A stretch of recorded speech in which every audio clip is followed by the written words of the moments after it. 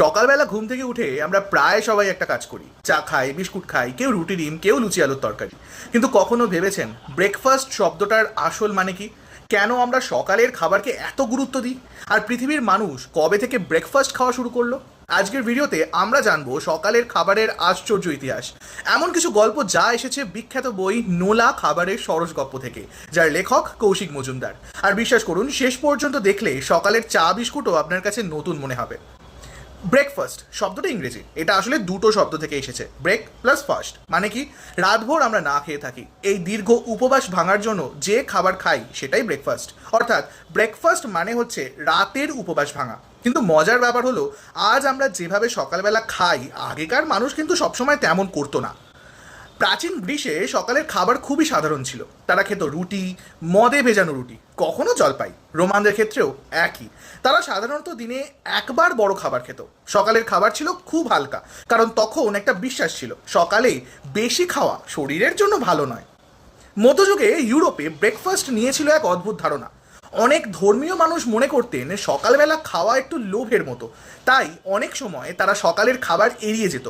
শুধু শ্রমিক, কৃষক অথবা অসুস্থ মানুষ, তাদেরই সকালের খাবার খেতে অনুমতি ছিল। ভাবুন তো, আজকের দিনে কেউ যদি বলে সকালে খাওয়া পাপ, তাহলে কেমন লাগবে? সব কিছু বদলে যায় ইন্ডাস্ট্রিয়াল রেভলিউশনের পরে। কারখানায় কাজ করতে মানুষকে ভোরে উঠতে হতো, ঘন্টার পর ঘন্টা কাজ করার আগে পেট ভরে খাওয়া দরকার ছিল। তখনই ধীরে ধীরে ব্রেকফাস্ট গুরুত্বপূর্ণ খাবার হয়ে ওঠে, এবং সেই সময় থেকেই তৈরি হয় পাউরুটি, ডিম, সসেজ, ওটমিল, এইসব সকালের খাবার। আজকাল অনেকেই ব্রেকফাস্টে খায় কর্নফ্লেক্স, কিন্তু এটা কিভাবে তৈরি হলো জানেন? একজন ডাক্তার চেয়েছিলেন এমন একটা খাবার বানাতে যেটা হবে সহজ, হালকা এবং স্বাস্থ্যকর। সেখান থেকেই জন্ম নেয় কর্নফ্লেক্স। ধীরে ধীরে এটা আমেরিকা থেকে ছড়িয়ে পড়ে সারা পৃথিবীতে। ভারতে ব্রেকফাস্ট একেবারেই আলাদা, প্রতিটি অঞ্চলের আলাদা খাবার আছে। বাংলায় লুচি, কচুরি, ঘুগনি, মুড়িঘণ্ট, দক্ষিণ ভারতে ইডলি, ধোসা, উপমা, পাঞ্জাবে আলু পরোটা, লস্যি। মানে সকালের খাবার শুধু খাবার নয়, এটা সংস্কৃতির অংশ। বাংলায় সকালের খাবারের একটা আলাদা আবেগ আছে। ভোরের চা, মুড়ি, বিস্কুট, বা রবিবার সকালে গরম লুচি আর আলুর তরকারি। এগুলো শুধু খাবার নয়, এগুলো স্মৃতি, বাড়ির, শৈশবের, ছুটির দিনের।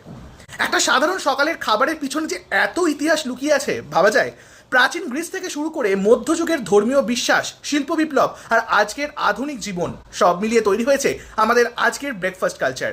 এই মজার গল্পগুলো এসেছে নোলা খাবারের সরস গপ্প এই বইটি থেকে, যেটি লিখেছেন কৌশিক মজুমদার। যদি এমন আরও অজানা ইতিহাস জানতে চান তাহলে ভিডিওটা লাইক করুন, চ্যানেলটা সাবস্ক্রাইব করুন আর কমেন্টে লিখুন আপনার ফেভারিট ব্রেকফাস্ট কি।